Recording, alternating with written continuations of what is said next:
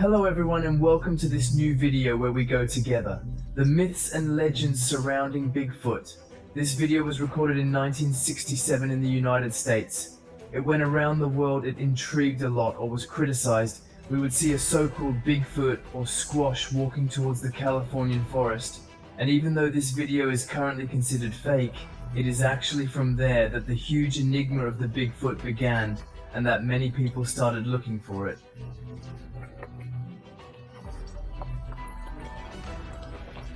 The Bigfoot is surely one of the most well-known critics of our generation, and for several years there is a lot of evidence that is accumulating, and that would prove the existence of the Bigfoot. There are also many reports of sightings of Bigfoot. Most of the encounters with this creature would have taken place in the United States, but there are also some testimonies in the rest of the world, and according to these testimonies, this creature would be between 2.40 and 2.62 in height. It would have a corpulence significantly larger than that of a human being and would be covered in hair. The first traces of people who report having seen this creature date back to the 17th century. At the time, these beings were often compared to species of gorillas, as they are entirely covered in hair. But the thing that differentiated them was their very peculiar way of running, which was unlike any species of monkey that we know of. There are many legends surrounding the vehicle that would bring it supernatural powers that would be able to pass between several worlds, run very fast, or even have supernatural strength. For several years, there have been many researchers who have tried to look into this subject. After several expeditions, they would have discovered huge tracks that do not correspond to any species of animal that we know at present. So these two prints that come from the University of Washington, so I can trust the provenance. I make casts in the sand. That is to say, I put my foot in the sand and then I embark on it to make a depth. And again, they're the same procedure as in the case of the bear. If I take pictures of the track, I observe that the toes remain stationary. One of the most serious testimonies we have on the subject is that of a policeman who reports having seen a squash in 1980. In his testimony, he reports seeing a huge creature moving around. This creature was covered with hair, had an immense build, and measured about 2.50 meters in height. And even today, there are many testimonies that appear on the internet that claim to have seen a Bigfoot.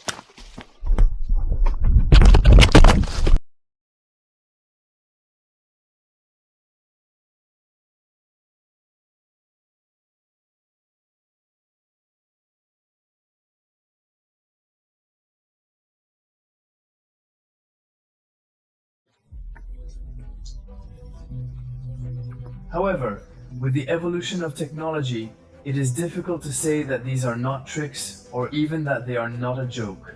So, simple legend of an as yet unknown creature?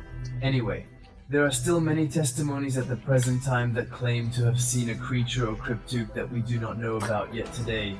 It will probably be a long time before someone can put an end to these stories.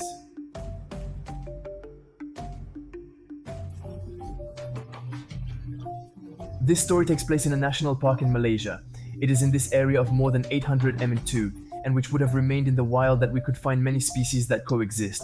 However, there are many rumors and legends that claim to have seen a strange creature that resides in the forest, named the Yeti.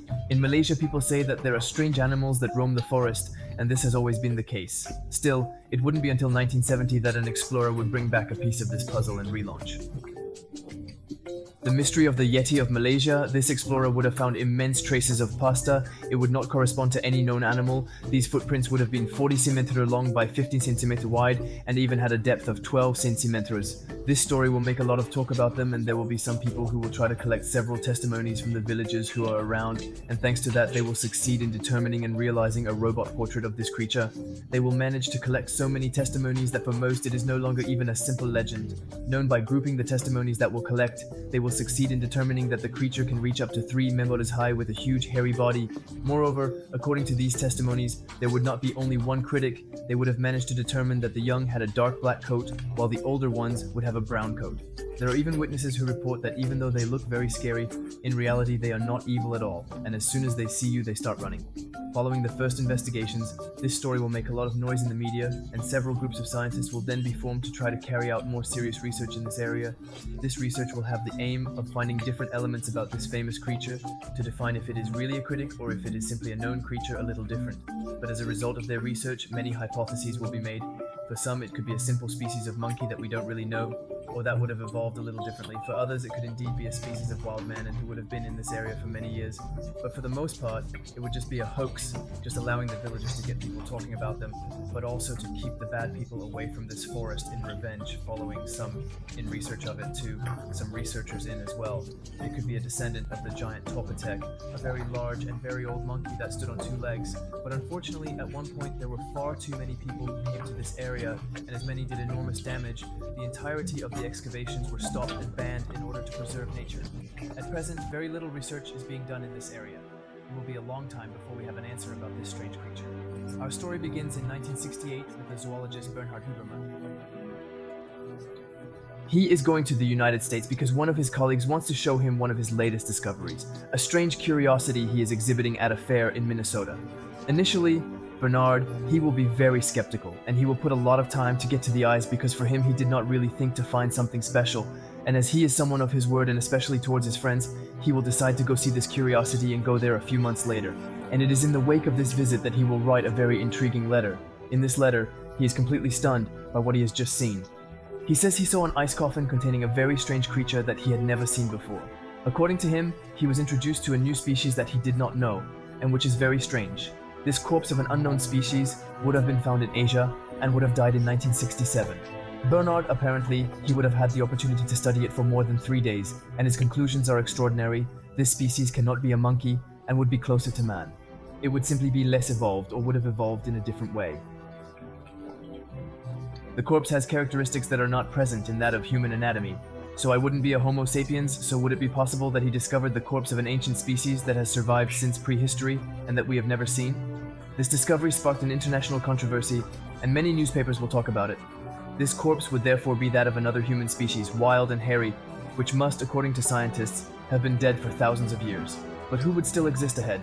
For Berlin, that seems impossible. However, he is known for being very thorough in all his work. And even he will admit that he was very surprised at what he managed to discover on this corpse. The body was not in very good condition and a strong smell of putrefaction emanated from it, so it was impossible for it to be a mannequin or a scarecrow. In addition, Bernard's analysts proved that it was indeed an unknown species.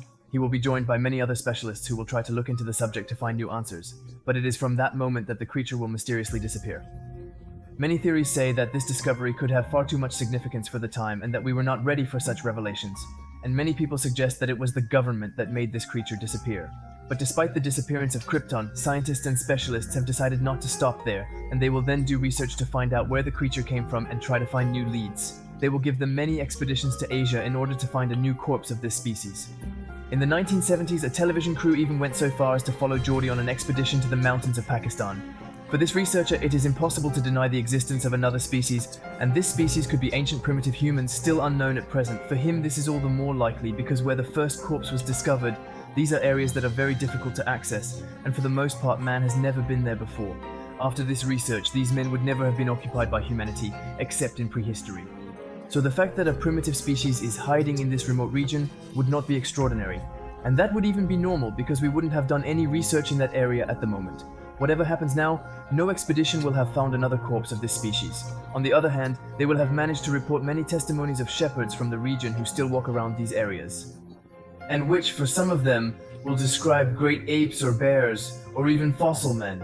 Most of the villages even have a legend named the Mysterious among them. It describes a prehistoric man who would have visited the village at a certain time. But is it a primitive species of a Bigfoot or another Crypt? It will surely be a long time before we have a definitive answer to this story. And that's the end of this episode. I hope you enjoyed it. Feel free to let me know in the comments, and if you have any myths and legends topics you want me to cover in my next videos. If you are interested in this kind of topic, you can check out my other episodes. You can like, share, and subscribe, but we'll see you in an upcoming episode. It was Kiko, and Fire is out.